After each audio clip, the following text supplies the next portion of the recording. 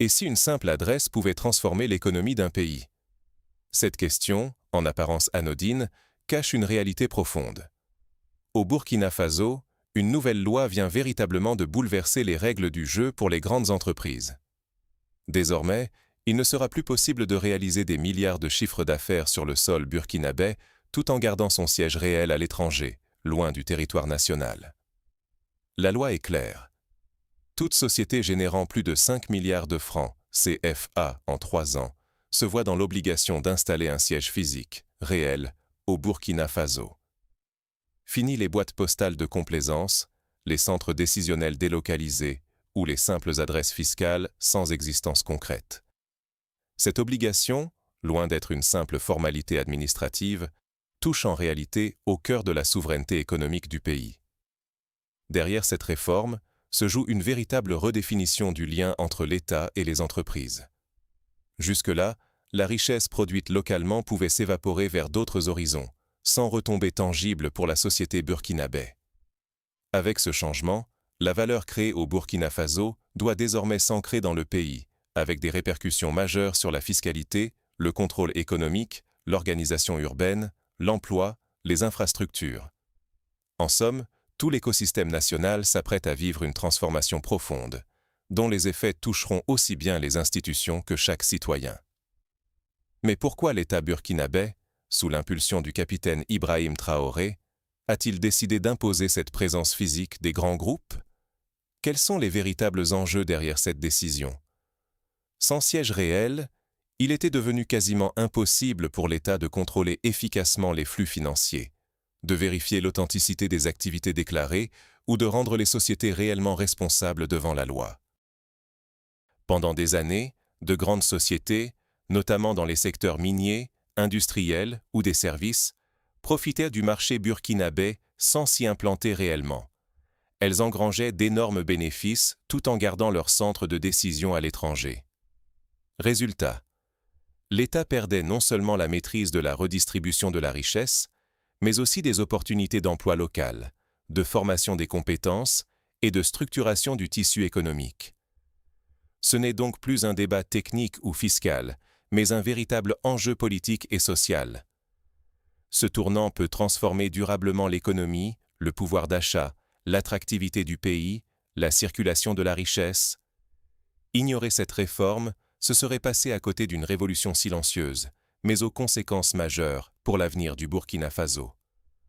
Comment en est-on arrivé à ce point de rupture? Quelles sont les racines de cette transformation et pourquoi intervient-elle précisément maintenant? Pour comprendre l'importance de cette loi, il faut revenir sur le contexte économique et politique qui l'a rendue nécessaire.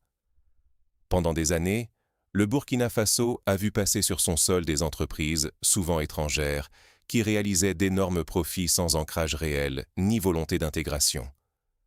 Avant la réforme, il suffisait d'une adresse administrative à Ouagadougou ou Bobo-Dioulasso pour opérer, mais les centres de décision restaient souvent à l'étranger. Les flux financiers partaient, la fiscalité était difficilement contrôlable, l'activité réelle parfois opaque. Les autorités burkinabées ont constaté, année après année, cette perte d'emprise. Impossible de vérifier la réalité de l'activité, d'assurer la redistribution de la richesse, d'encourager vraiment l'emploi local. C'est dans ce contexte que la nouvelle loi portée par Ibrahim Traoré prend tout son sens.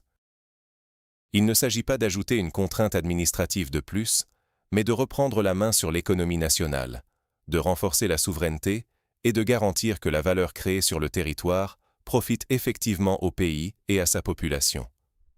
Le choix d'un seuil de 5 milliards vise clairement les grandes entreprises. Les petites structures, artisanales ou familiales, restent en dehors du champ d'application. L'objectif est d'ancrer durablement les majors, ces acteurs dont l'impact sur l'économie est massif, tant en termes d'emploi que de ressources fiscales ou d'innovation. Pourquoi insister autant sur le siège physique? Parce qu'un bureau officiel, ce n'est pas qu'une ligne sur un papier ou un logo sur une boîte aux lettres.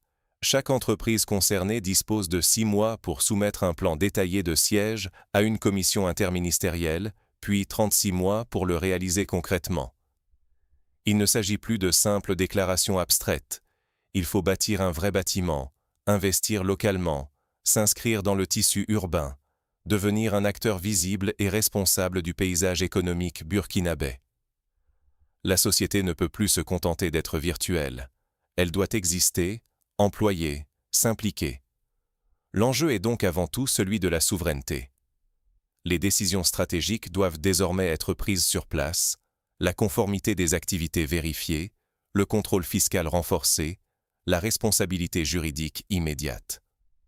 Pour les autorités, cet ancrage territorial marque le début d'une nouvelle ère de gouvernance économique. Les premiers effets se font déjà sentir. Sociétés minières, énergétiques, services urbains cherchent des terrains, réévaluent leurs partenariats, mesurent l'impact de la réforme sur leur organisation et leur stratégie à long terme. Sous-estimer ce contexte, ce serait minimiser la portée de la réforme et de la stratégie de souveraineté nationale. Car au-delà des questions d'architecture ou de délai, ce sont des enjeux fondamentaux qui sont en jeu. La répartition de la richesse, la stabilité de l'emploi, l'attractivité de nouveaux investisseurs. Les municipalités révisent leur urbanisme, anticipant l'implantation de sièges imposants.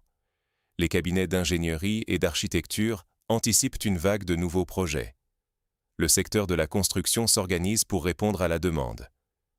Tout l'écosystème économique est entraîné dans ce mouvement, qui pourrait bien devenir un modèle pour d'autres pays de la région. La réforme n'est donc pas un simple ajustement technique. Elle redéfinit profondément la relation entre capital, territoire et développement national. Certains y voient un risque de complexification, de rigidification, voire d'entrave à l'attractivité du Burkina Faso.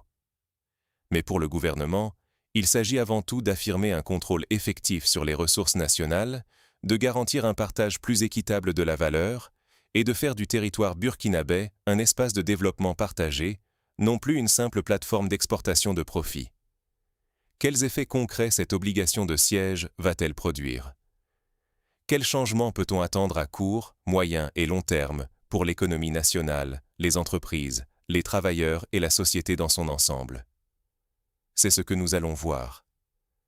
Dès l'adoption de la loi, l'écosystème économique burkinabé s'est mis en mouvement.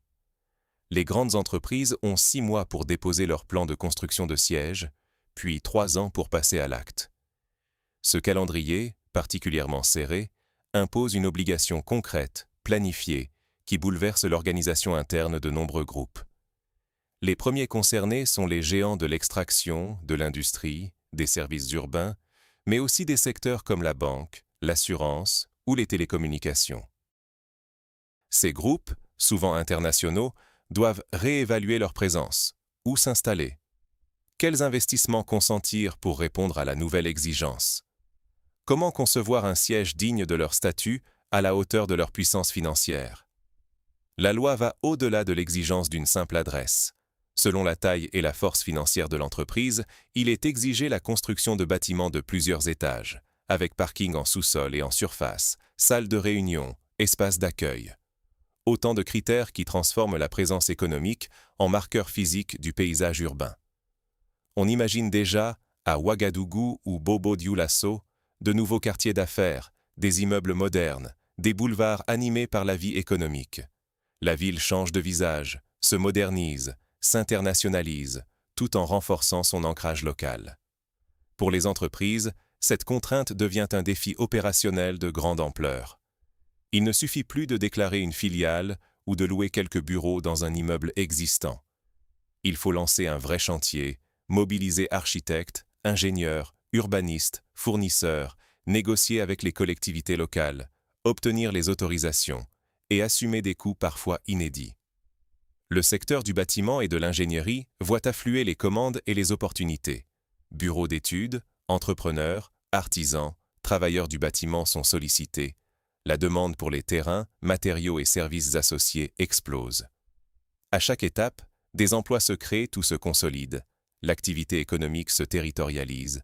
La valeur circule localement. On peut imaginer des centres de formation spécialisés, des partenariats avec les universités locales, des programmes d'apprentissage pour les jeunes. Mais il y a aussi des risques et des incertitudes. Pour les sociétés qui tardent ou tentent de contourner la loi, les sanctions sont claires et potentiellement lourdes. Retrait d'autorisation d'exercer, pénalités financières, exclusion du marché burkinabé. Certaines entreprises pourraient voir leur compétitivité régionale menacée ou préférer migrer vers des pays voisins jugés moins exigeants. Les défenseurs de la flexibilité craignent une rigidification du marché immobilier, des difficultés d'ajustement en cas de crise économique ou encore un frein à l'investissement étranger. La question se pose, comment concilier souveraineté et attractivité? Comment éviter que la règle ne devienne un obstacle à l'innovation ou à la croissance? Pour l'État, l'enjeu est crucial. Il doit non seulement appliquer la réforme de manière cohérente, mais aussi accompagner les acteurs, rassurer les investisseurs et surtout contrôler la fiscalité des grands groupes pour asseoir sa crédibilité. Les entreprises ne peuvent plus exploiter les ressources ou les marchés locaux tout en gardant leur centre de décision et leurs obligations fiscales ailleurs. La présence physique garantit un contrôle rapproché. Suivi des activités, transparence des flux financiers, vérification des déclarations, lutte contre l'évasion fiscale. La réforme limite les pratiques d'optimisation agressive, permet à la richesse générée sur le sol burkinabé d'être mieux captée et redistribuée, favorisant ainsi le financement des politiques publiques, l'investissement dans les infrastructures, l'éducation, la santé. Ce changement bouleverse aussi le rapport de force entre capital, territoire et État. L'obligation de siège physique renverse la logique de mobilité totale des capitaux, où l'entreprise internationale choisissait sa localisation selon les avantages fiscaux, la souplesse administrative ou la faiblesse du contrôle. Désormais, la puissance financière implique une responsabilité territoriale. Plus l'entreprise est grande, plus son empreinte architecturale et économique doit être forte, visible et donc imputable. L'espace urbain devient la vitrine de la hiérarchie économique réelle. La présence matérielle, la pérennité des bâtiments, la qualité des infrastructures signalent un engagement durable qui va bien au-delà de la simple recherche de rentabilité à court terme. Cette nouvelle donne bouscule la concurrence entre groupes. Ceux qui investissent réellement dans le territoire prennent l'avantage, bénéficient d'une stabilité réglementaire accrue, d'une meilleure intégration locale, d'une plus grande confiance des partenaires et des pouvoirs publics. La réforme crée un cercle vertueux pour les acteurs engagés, mais expose durement ceux qui s'y opposent ou tentent de la contourner. Le débat reste ouvert. Certains craignent que cette politique, si elle est mal calibrée ou mal accompagnée, fragilise l'attractivité du pays, notamment face à la concurrence régionale.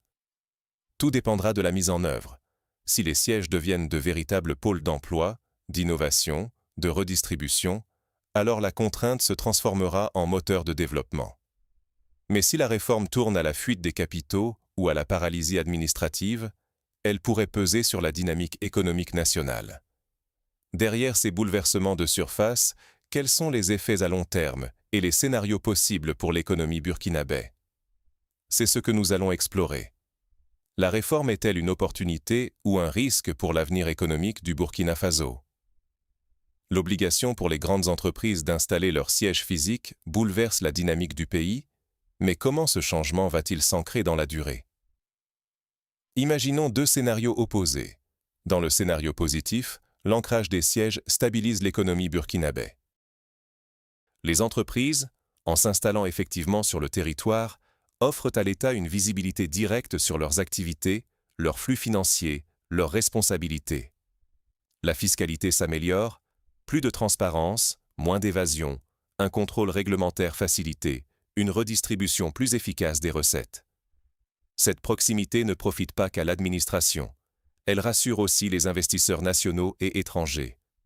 Un environnement aux règles claires, avec une présence visible et pérenne des acteurs économiques, devient plus attractif pour de nouveaux capitaux.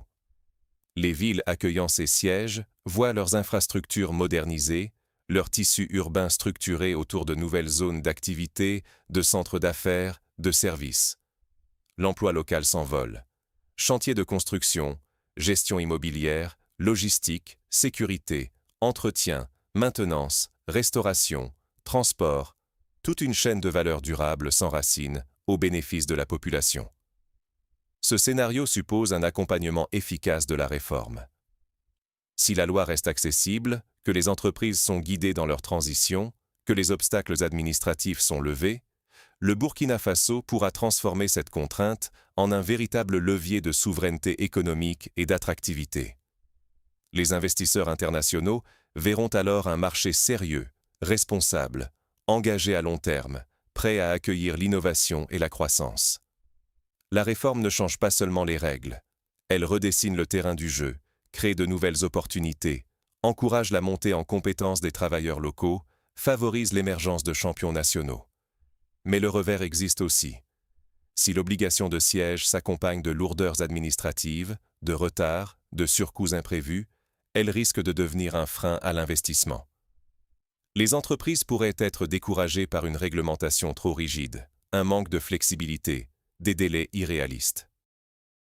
L'effet domino, ralentissement de l'investissement, contraction de l'activité, perte de confiance, désengagement progressif des acteurs économiques. La logique d'ancrage territorial pourrait alors fragiliser l'attractivité du pays au moment même où la compétition régionale s'intensifie. C'est donc une course à la cohérence et à la qualité d'exécution. L'État burkinabé joue ici sa réputation, non seulement auprès des investisseurs actuels, mais aussi auprès des partenaires régionaux et internationaux. Chaque acteur a beaucoup à perdre ou à gagner. Les entreprises doivent ajuster leur stratégie, repenser leur implantation, investir sur le long terme, tisser des liens avec le tissu local. Pour les citoyens, l'impact se verra dans le quotidien.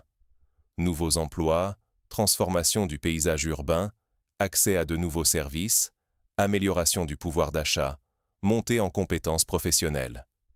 Et pour l'État, le défi sera de convertir l'obligation juridique en réalité économique tangible, visible, bénéfique pour l'ensemble de la société. En définitive, la réussite de cette réforme dépendra autant de la volonté politique que de l'efficacité administrative, de la capacité à anticiper les besoins des entreprises, à dialoguer avec les acteurs, à accompagner la transition. C'est cet équilibre subtil qui déterminera si la loi marquera un tournant vers plus de souveraineté, de croissance partagée, ou si elle deviendra un obstacle de plus sur le chemin du développement. Reste une question essentielle. Comment transformer cette contrainte en opportunité réelle et partagée pour l'État, les entreprises, les investisseurs et l'ensemble des citoyens? C'est le défi à relever collectivement. Comment faire de l'obligation de siège un véritable moteur de développement et non un simple fardeau administratif? L'enjeu est concret, immédiat, pour tous. La réussite dépendra de la mise en œuvre, de la capacité à transformer une règle juridique en une dynamique économique porteuse de progrès. Pour l'État, la clé réside dans la transparence, la prévisibilité, l'accompagnement. La loi ne doit pas devenir un outil de blocage ou d'arbitraire, mais un cadre rassurant, transparent pour tous les acteurs. Cela exige des commissions d'examen avec des critères objectifs, un calendrier réaliste et suivi, l'accès effectif aux incitations foncières ou fiscales annoncées, la levée des lenteurs administratives, la clarté des procédures. Le succès se mesurera sur le terrain. Combien de sièges construits dans les temps? Quelle stabilité réglementaire offerte? Quelle qualité de l'intégration urbaine et de l'emploi créé? Seule une action cohérente, suivie, pourra faire du siège un véritable levier d'attractivité et de développement. Côté entreprise, il ne suffit plus d'afficher son nom sur une façade ou d'installer une plaque à l'entrée d'un immeuble. La réussite passe par une intégration réelle au tissu local. Installer des directions opérationnelles, embaucher localement, former des compétences, développer des activités générant emploi permanent, sous-traitance nationale, dynamisme économique. L'investissement doit être pensé sur le long terme, avec une implication constante dans la vie locale, la formation professionnelle, l'innovation. Les entreprises gagnantes seront celles qui sauront voir au-delà de la contrainte, tirer parti des opportunités offertes par le marché, les compétences, les synergies locales, et contribuer à la vitalité des territoires. Pour la société, cette transformation peut accélérer le développement, à condition d'en faire un projet collectif, fédérateur. La montée en compétences des travailleurs locaux, construction, ingénierie, services, sera essentielle.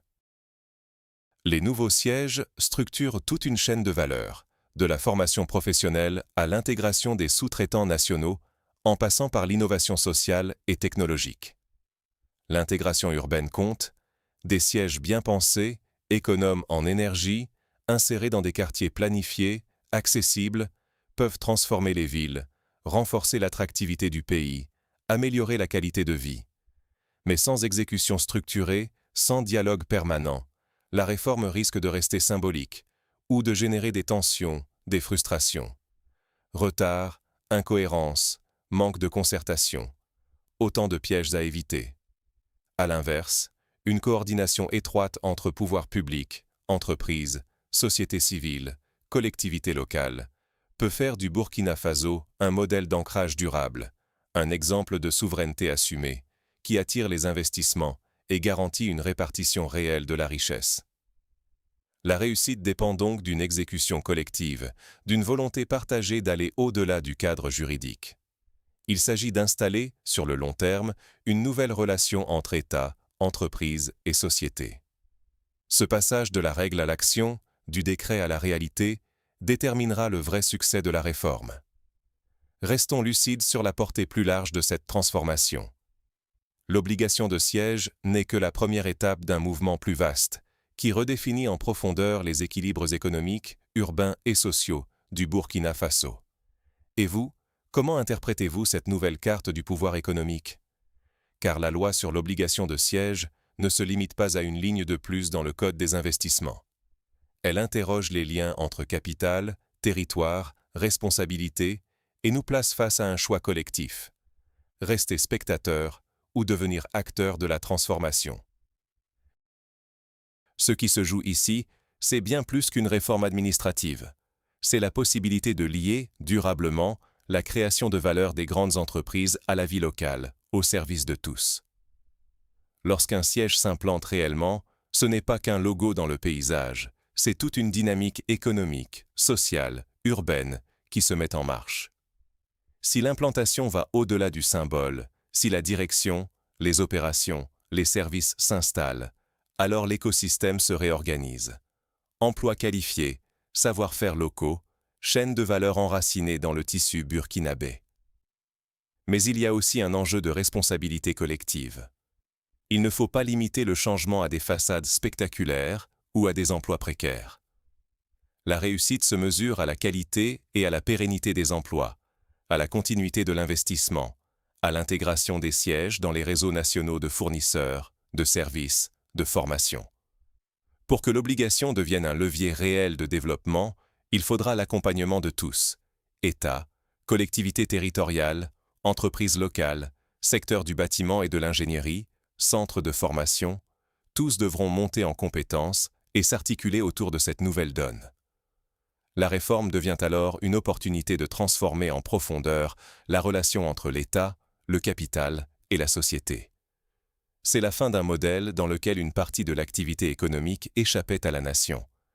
C'est le début d'une ère où la présence physique implique engagement durable, fiscalité transparente, partage plus équitable de la richesse.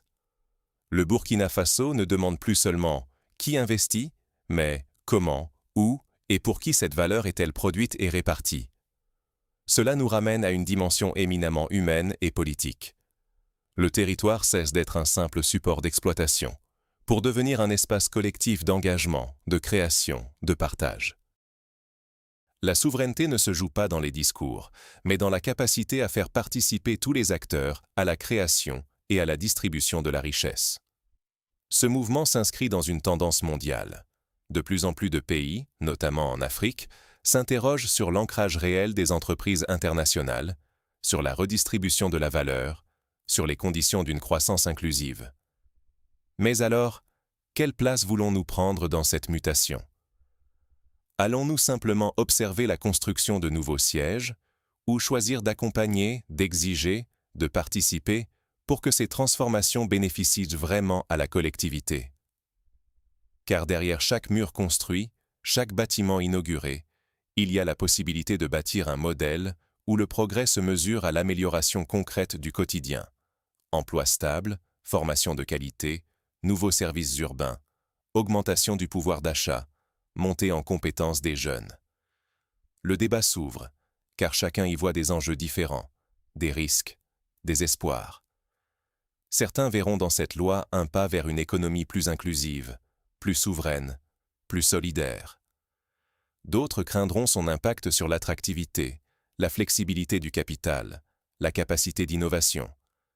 Mais c'est la discussion collective, la diversité des points de vue, la participation de tous qui permettra à cette réforme d'être portée, partagée, adaptée au service de la société. Alors, selon vous, cette territorialisation de la valeur, est-ce la clé pour un développement plus juste et durable du Burkina Faso? Quelles conditions faut-il réunir pour que l'obligation de siège profite réellement à l'ensemble de la population? Et comment, à votre échelle, pouvez-vous accompagner ou influencer cette nouvelle économie nationale pour qu'elle tienne ses promesses? Vos retours, vos questions, vos expériences nourriront ce débat. N'hésitez pas à partager vos opinions en commentaire, à diffuser la vidéo, à en discuter autour de vous. C'est ensemble, par l'échange et la réflexion, que nous déciderons si ce modèle reste une formalité, ou devient le socle d'une véritable souveraineté économique et d'un nouveau contrat social pour le Burkina Faso. Merci de nous avoir suivis, à très bientôt pour de nouvelles analyses sur les mutations qui façonnent notre avenir collectif.